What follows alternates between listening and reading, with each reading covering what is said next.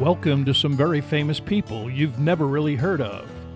Bite-sized biographies of the famous, the infamous, and the quirky in less than an hour. My name is Philip D. Gibbons, and there is more information about me, this podcast, and a bibliography at someveryfamouspeople.com. There are also photographs of many of the individuals and items mentioned in this podcast. At the conclusion of Part 1 of this presentation, there will be additional suggestions concerning further information about today's subject, the heroes of Telemark and the Norwegian destruction of Hitler's atomic weapons program.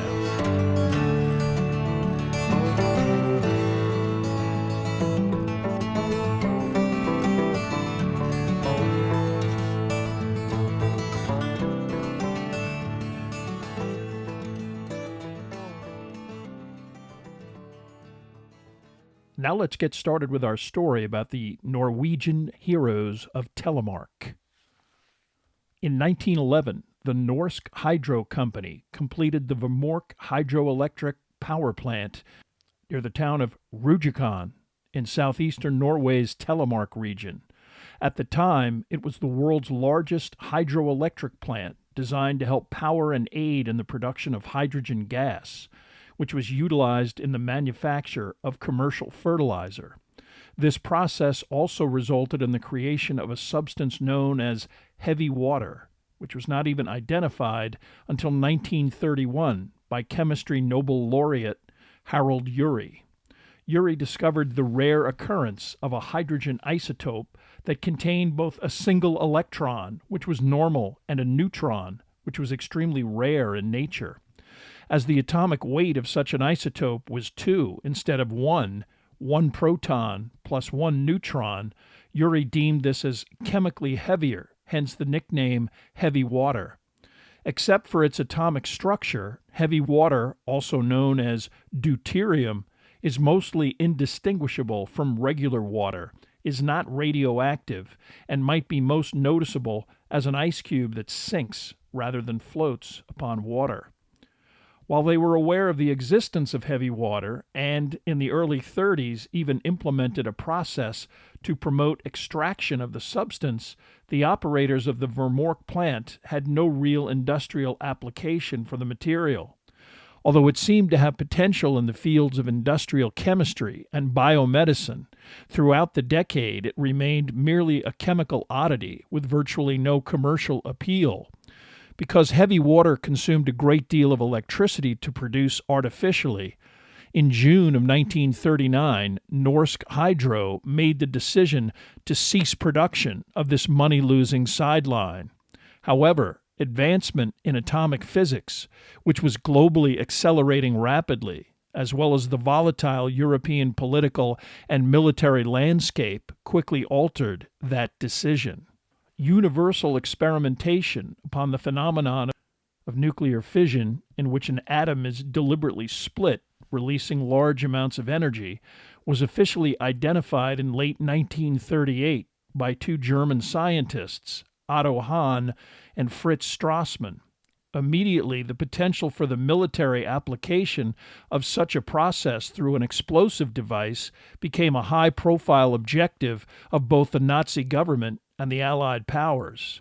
In August of 1939, Albert Einstein composed his famous letter to President Roosevelt, updating him on the progress concerning the use of uranium to precipitate a chain reaction, the possibility of utilizing such technology to create a single bomb with unprecedented destructive potential, and the probability that the German government was also pursuing similar research.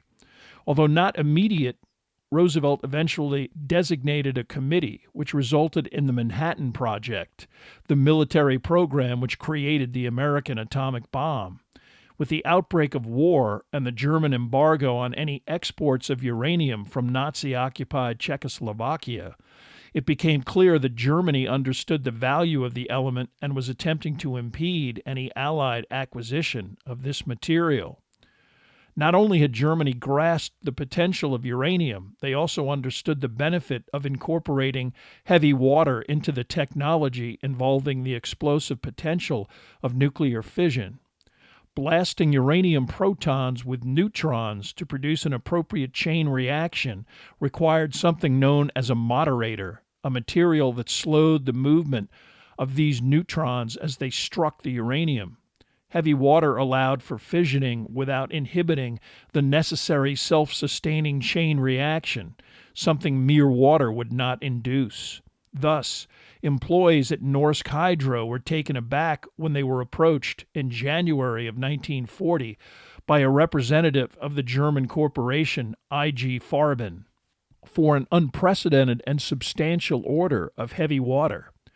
Understanding that a request from the German government might be alarming, the official in charge of Nazi atomic weapons research attempted to use the IG Farben go-between unsuccessfully. Fully aware themselves of the importance of heavy water, the Allies, through a French intelligence agent, informed the Norwegians of heavy water's newly discovered military value and managed to discreetly acquire as much as possible. Unfortunately, the April 1940 Nazi invasion of Norway put Norsk Hydro and its Vemork facility under the direct control of the German military. Their immediate demand to greatly expand and increase heavy water production, duly reported by Norwegian intelligence, placed both within and near the facility, left no doubt as to Germany's determination to produce a workable nuclear device.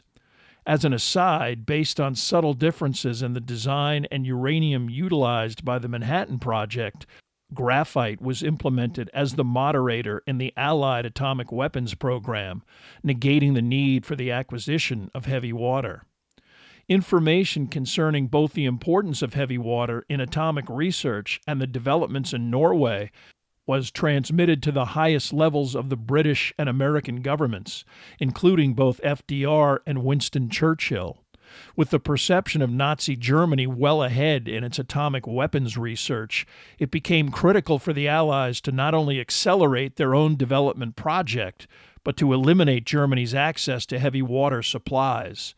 Luckily, the Norwegian resistance remained resolute despite a brutal Nazi repression that remained constant throughout the occupation. British intelligence greatly benefited in their planning and execution of the operation to destroy the Vemork facility by the ability to access individuals who possessed specific knowledge of both the Telemark regional location and the plant itself. One of these individuals, Leif Tronstad, combined a chemistry background, expertise in heavy water, familiarity with the Norsk Hydro plant itself, and experience in the Norwegian military. Leif Tronstad was born in suburban Oslo, Norway, on March 27, 1903. His father died of a heart attack 3 months before his birth, leaving his mother, Josephine, with 4 sons to raise. The family subsisted on her earnings as a small business clerk and domestic. An excellent student, Tronstad was also an exceptional athlete, setting national records as a teenager in middle-distance track events. Most likely to save money, Tronstad entered the Norwegian Army immediately after secondary school. At the age of 22, after fulfilling his military obligation, he entered the Norwegian Institute of Technology with a focus on chemistry, graduating with high honors in 1927. In the same year, he also completed service in the Norwegian Army, achieving the rank of second lieutenant. Married in 1928 to Adia, nicknamed Bessa, Tronstad relocated with his wife to Berlin, where he pursued his doctorate at the Kaiser Wilhelm Institute of Chemistry. His wife, who he had known since childhood, worked as a translator. Tronstad then returned to Norway, where he received his doctorate, and by 1936, at the age of 33, was appointed as a professor at the Norwegian Institute of Technology. He obtained membership in the Royal Norwegian Society of Sciences and Letters and the Norwegian Chemical Society, and published numerous academic articles related to chemistry, including research concerning heavy water. Leif also supported his family as a consultant to private industry. with his wife, welcomed 2 children, and despite the growing political tension brewing in Western Europe, life for the Tronstadts was quite positive. That all changed for the family and for Norway upon the Nazi invasion of April 9th, 1940. The country remained neutral during World War I and was intent on maintaining a similar neutrality when war finally broke out. But Germany considered the country essential to its long-term plan for aggressive European expansion, wishing to gain control of the extensive Norwegian Atlantic coastline and maintaining access to Swedish iron ore shipments, and also preventing Great Britain and France from obtaining any Norwegian military presence. As an officer in the Norwegian Military Reserve, Tronstad, upon hearing of the Nazi invasion, attempted to report to Oslo, but the invaders quickly took control of the capital, Norway completely unprepared for the German blitzkrieg. Despite overwhelming odds, pockets of Norwegian military units, aided by British reinforcements, attempted to hold off the invasion, Tronstad involved in an attempted defense of the city of Trondheim. By the end of April, the situation was hopeless, and British troops began evacuating. The only positive, the escape of Norway's King Haakon VII and the Norwegian government to the British Isles. Hostilities formally ended on June 10, 1940. Although it would take several months to fully organize, Tronstad then became involved in a resistance cell known as Skylark B, mostly comprised of a group of students from Trondheim's Norwegian Institute of Technology. Using a radio transmitter provided by Britain's Secret Intelligence Service, this unit reported mostly on troop and ship movements in the area, but Tronstad also provided invaluable information concerning heavy water production at Vemork. In November of 1940, he was summoned to the Norsk hydro facility by Jomar Brunn, a chief engineer and former colleague. Brunn's alleged reason for the meeting was to discuss improvements to the heavy water production process and upgrades required to fulfill specific German military requests for a radical increase in the substance's manufacture.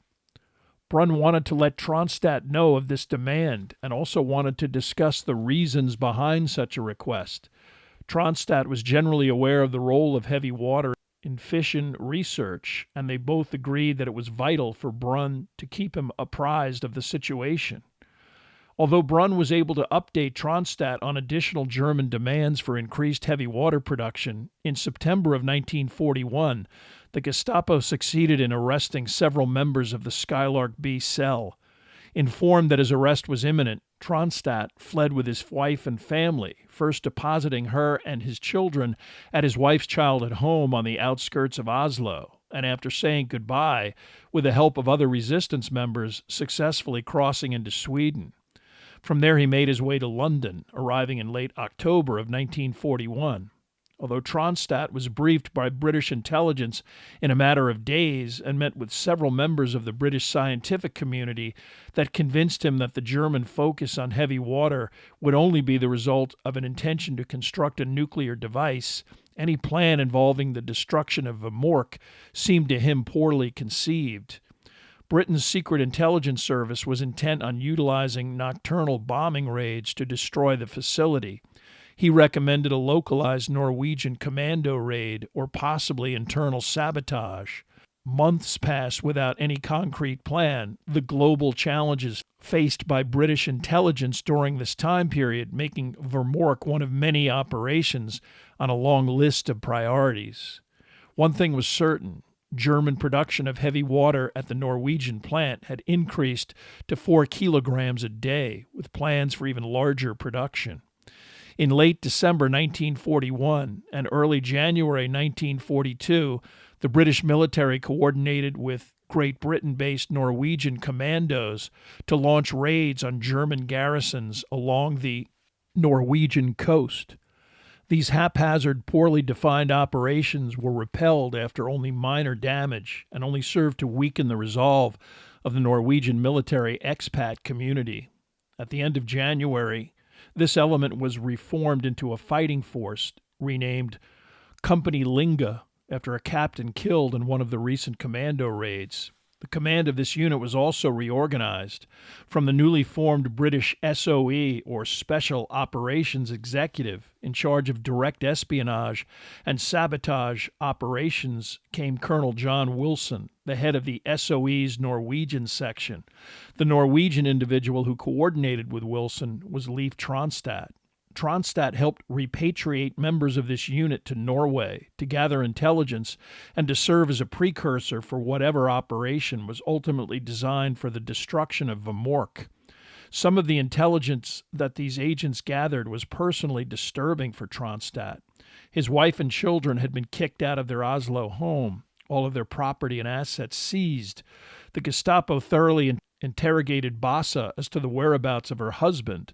Luckily, she was able to produce a contrived letter fashioned for just such an occasion that said he needed to flee to Sweden, but he would sit out the war there without involving himself in any military activity.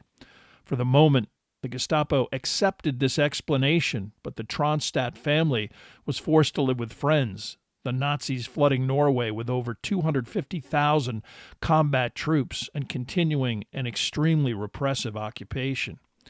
In the fall of 1942, the SOE began the first stage of an attempt to attack and destroy the Vemork plant. A Norwegian by the name of Einar Skinnerland, who worked within the Telemark region, which contained the plant, had successfully fled Norway by hijacking a merchant ship in mid-March of 1942 and sailing it with other Norwegians to Aberdeen, Scotland. Once he was debriefed by British intelligence, it was determined that he had not only lived near the Norsk hydro plant, he also had actually worked there. Having given his family the excuse that he had left town to go on a lengthy hunting trip, he was repatriated to Norway before it could even be determined that he had fled the country. Skinnerland was already providing specific wireless information about the defense and troop concentration around the Vemork plant. To supplement Skinnerland's presence, an advance team of 4 Norwegian commandos were initially parachuted into the Telemark region in an effort designated as Operation Grouse. These 4 men, also familiar with the region and its potentially harsh climate conditions, were to make preparations for additional British commandos assigned to actually attack and destroy the hydroelectric plant. Back in Great Britain, the concept for this attack was outlined. 2 4-engine Halifax bombers were to tow 2 gliders for 400 miles, traversing the North Sea. On top of this challenge, once the bombers cut the gliders loose, glider pilots would have to land them in unfamiliar territory in darkness. The main function of the Grouse team was to use both lights and a radio homing beacon to guide the gliders into their vicinity in a suitable valley landing spot. From there, the Grouse team would physically guide the 2 separate units of 15 commandos to the hydroelectric plant, subdue the modest amount of German infantry guards, and detonate 300 pounds of explosives to destroy both the hydrogen plant and plant's generators. After this attack, the British commandos were to separate into small groups, don civilian clothes, and make their way to Sweden, hopefully without attracting any suspicion, while passing through several populated areas. Both SIS Colonel Wilson and Tronstad expressed their concerns over the plan, believing it to be both excessively perilous and prone to failure. Concern over German atomic process at the highest levels of the British military, and Winston Churchill personally pushed the mission code named Operation Freshman forward, despite additional intelligence that indicated that the Vemork garrison was recently reinforced with additional troops and armaments. Although delayed by arduous conditions and equipment malfunctions, eventually the Operation Grouse team successfully contacted the SOE, and the next phase of the operation was initiated. Tronstad decided that he needed up-to-the-minute intelligence about the Vemork plant, and he went directly to the source. Through various resistance contacts, Chief Engineer Jomar Brunn was informed that his immediate presence was needed in London. In late October, he informed his colleagues that he had a medical appointment in Oslo, gathered up as much documentation as surreptitiously as he could, and headed to the capital with his wife. Through a series of safe houses and resistance handlers, the couple eventually crossed the border into Sweden and, with fake passports, were in London by November 12th. He brought additional information about the planned expansion of heavy water production in Norway, more specifics about beefed-up German defenses, and visits and interactions with members of Norway's Nazi high command that left no doubt that heavy water production had a military purpose that was being pursued with the utmost priority. Logistical information and blueprints removed personally by Brunn was transformed into microfiche, was brought to London from Norway by separate courier.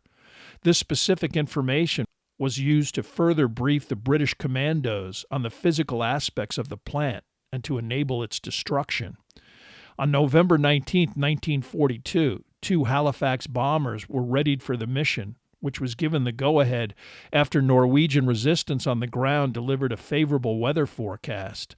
The planes would leave from the remote RAF airbase at Skitten, near the village of Kilmster, Scotland, at the very northeastern tip of the British Isles, as close to Norway as possible. In the early evening, Halifax bombers A and B took off, each towing a Horsa glider fitted with 15 commandos, each equipped with a Sten gun, explosives, 10 days of rations, and a sleeping bag. Once the 2 planes were in the air, a wireless coded message was sent to the grouse unit. The 4 Norwegians then proceeded to the area of the flat landing zone that the 2 planes would target.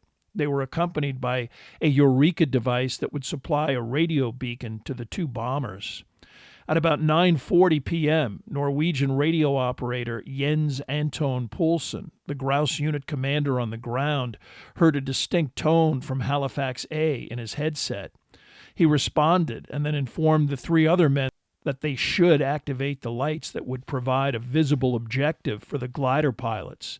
Within minutes, they heard the distinct sound of a large airplane passing right over them and presumed the gliders would land at any moment. Poulsen was also sending a powerful beam skyward from a flashlight, flashing it rhythmically. Knut Haugland then received a signal from Halifax B and responded. Although they hadn't given up on the first plane, the mission only required 1 glider to actually reach the target. Again, they heard the sound of a distant aircraft, this time a little less distinct, but it passed over without any gliders appearing, and despite another hour's worth of similar activity, eventually they heard nothing. The 4 men gave up and went back to the remote hut that was serving as their hideout. Unfortunately, the grouse unit was much more optimistic about what transpired with the 2 gliders than the actual outcome of the mission. From the beginning, unforeseen challenges arose, the weather anything but cooperative. Instead of the cloudless night sky, the pilots were confronted with a cloud cover which forced them to fly above this layer to avoid as much turbulence as possible. The intercom to the glider was inoperable, the only communication possible by a flash of Morse code between the 2 aircraft. Then, as they approached landfall, their homing beacon device failed, possibly due to cold temperatures, and the only available navigation tools were maps. On course as they reached landfall, the pilots headed north, hoping to use some large lakes as landmarks to get to the vicinity of the drop zone. There they hoped to spot the lights from the grouse unit. At 11 p.m., Halifax A pilot Arthur Wilkinson determined that they should be on or near the target, but there were no discernible landmarks and no lights. Any more time over Norway jeopardized the Halifax's ability to return to base, so the pilot made the decision to turn back to Scotland, glider still in tow. Unfortunately, the plane soon encountered heavy clouds, and when Wilkinson increased his altitude, ice began to form on both planes, forcing the pilot to descend into severe turbulence. At 7,000 feet, with the Halifax rocked by instability that had an even greater effect on the glider, the tow rope, frozen into less flexibility, finally snapped. In the darkness, the 2 glider pilots had no idea where they were headed, and the aircraft continued to thrash wildly as it descended, completely out of control. Within seconds, it crashed into a mountainside, killing both pilots and 6 commandos instantly. 9 survived, many too injured to do much more than get out of the wreckage. After a harrowing night on the mountain, All 9 men were detained by a Wehrmacht patrol aware of the crash, and the commandos were turned over to local Gestapo and jailed in Stavanger, Norway. Under the infamous commando order expressly decreed by Adolf Hitler that all commandos captured under any circumstances should be summarily executed, these men were in serious jeopardy. The 4 most seriously injured men were executed in their prison cells, 3 injected with air and excessive morphine. The other 5 were taken to a Norwegian concentration camp, harshly interrogated, and then executed on January 18, 1943. Halifax B had a similar experience. Pilot Roland Parkinson was able to receive appropriate radio beacon signals and did approach the vicinity of the landing zone, but poor visibility did not allow him to see the lights on the ground. Also concerned about making it back to Scotland, he then aborted the mission, encountered the same turbulence that confronted Halifax A, and subsequently lost connection to Glider B. Several times the plane backtracked in an attempt to locate the glider's crash location, but, traversing an unfamiliar area in dark and cloudy skies, Halifax B crashed into a hillside, killing the entire crew. Both pilots of Glider B died when it crashed, but 14 commandos survived in various conditions. They were quickly captured the following day, briefly interrogated in a nearby barracks, but after a discussion in which the Wehrmacht and Gestapo both agreed upon their commando status, the 14 British prisoners were led into a nearby forest and deliberately executed individually. The bodies were then thrown into an unmarked grave. In the immediate aftermath of this disaster, it was important that the grouse team and Einar Skinnerland were notified of the outcome and warned to retreat even further into the remotest possible sanctuary. The good news was that the Hardangervidda, or the Vidda for short, an alpine plateau that extended through parts of the Telemark region, familiar to locals and inhospitable to Germans unfamiliar with the territory, would provide numerous hiding places, especially in huts that were almost completely snow-covered in winter and not even discernible to the naked eye. The bad news was that, away from any civilization, the 5 resistance members would have to subsist on any game they could kill themselves, endure extremely cold temperatures, and wait for an extended period before they received directives from London. These precautions proved appropriate. One of the reasons that some of the British commandos were even kept alive for several weeks after their capture was the belief that such a mission would not have been undertaken without assistance from Norwegians on the ground. Brutally interrogated, these prisoners knew little, if anything, about such contacts deliberately, and they disclosed nothing of value. Unsatisfied, the Gestapo and hundreds of Wehrmacht soldiers carried out an action against the town of Rujikon on December 3, 1942. At dawn, after sealing off any roads out of the area, residents were told by loudspeaker to remain in their homes. A house-to-house search ensued, soldiers accompanied by an agent questioning residents, asking for specific names, searching for weapons, contraband, and especially wireless radios. 21 individuals were hauled away as much to intimidate anyone currently engaged in clandestine activity as opposed to any real intelligence value. Despite the failure of Operation Freshman, Tronstadt and Wilson were determined to try again. They quickly decided that another glider mission involving pilots and commandos unfamiliar with the area was too logistically difficult to implement. They also calculated that the next attack on the Vermork plant would entail solely Norwegian paratroopers dropped into the vicinity and an operation coordinated with the now 5 grouse team members on the ground. For this operation, known as Gunnerside, 6 Company Linga men were quickly selected, commanded by Joachim Ronneborg. Second in command was Knut Haukelid, an individual actually born in the United States. A child of Norwegian parents at the age of 3, he eventually came back to Norway with his family. Following the mission, Haukelid was designated to remain in the region to orchestrate armed resistance activity, an eventuality that presumed that he and the rest of the team would even survive such a formidable assignment. In addition to the increased Nazi security presence in the region, the Vermork facility itself received additional infantry and an upgrade in weaponry, including anti-aircraft equipment. The half-dozen men comprising the new commando team would have at least several weeks to undergo extensive training, as the weather would not permit such a venture until at least early February. They had access to a scale model of the plant that was constructed through information and plans provided by Chief Engineer Brunn. On the ground, in the Vita, the other sabotage team would have to survive by foraging for anything that was edible. Fortunately, team member Poulsen had built his own hunting cabin he called Fetter before the war and was quite familiar with both the region and the habits of the wild reindeer herds that populated the area in great numbers. Several times he successfully shot and slaughtered one of these animals, the entire carcass consumed by the team members. Despite this source of nourishment, the extreme cold kept the group indoors for long periods of time. The interior of their cabin so cold that frost permanently developed on the inside of the dwelling. The only upside of such harsh conditions was that no Germans would venture into such climactically forbidding territory, so if they could survive, the commando team would avoid detection. Finally, on February 16th, 1943, the 6 men of the gunnerside team were dropped into the Telemark region. Before they boarded the bomber that transported them to central Norway, they were addressed by Tronstadt. Quote, "Unfortunately, I cannot tell you why this mission is so important, but if you succeed, you will live forever in Norwegian history. So good luck and be strong." Unquote. Each commando was also provided with a cyanide capsule. Although the weather remained difficult, all 6 landed without incident. They were able to locate the supply containers dropped with them and a large, well-furnished cabin within a mile of where they hit the ground.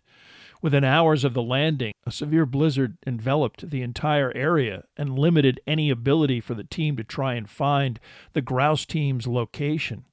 Conditions approached whiteout severity and lasted for 5 days. Although they were notified of the drop, the grouse team members, now known as Swallow, despite setting out drop zone lights and preparing the Eureka signal, were unable to determine the location of the gunnerside group. As the blizzard raged on for 5 days, they could only wait. Reconnaissance was impossible, visibility limited to a few feet, and gusts of wind that could topple an adult male. As it turned out, the gunnerside commandos had missed their drop target by about 30 miles, but from a map on the wall of the cabin, Ronneborg was able to determine their approximate location. Finally, on February 22nd, the storm subsided and the men gathered their supplies, including weapons and explosives, and began their attempt to link up with the other commando group.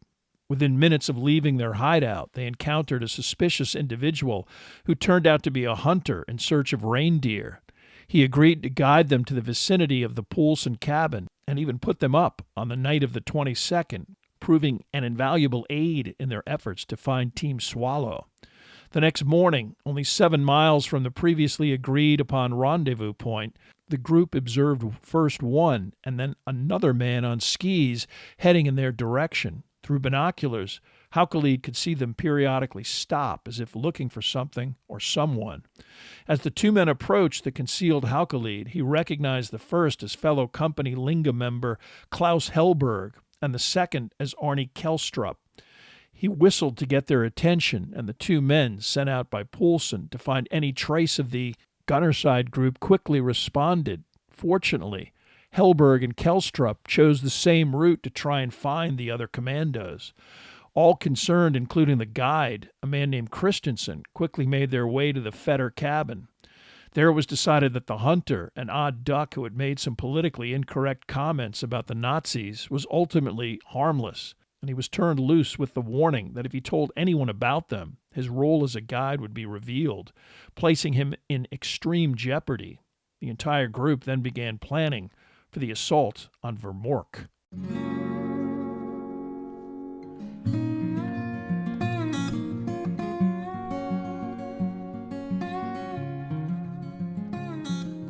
Thank you for listening to part 1 of this podcast about the Norwegian heroes of Telemark. Information for this podcast came from the books The Winter Fortress by Neil Bascom, Skis Against the Atom by Knut Haukelid, and Assault in Norway by Thomas Gallagher. There are also additional photographs, bibliographical and musical information at someveryfamouspeople.com. If you have enjoyed this presentation, please like us at our Facebook page, Some Very Famous People, and follow us on Twitter at Philip D. Gibbons. Subscribe to my YouTube page at Noblesse Oblige, and please tell a friend about Bite-Size Biographies.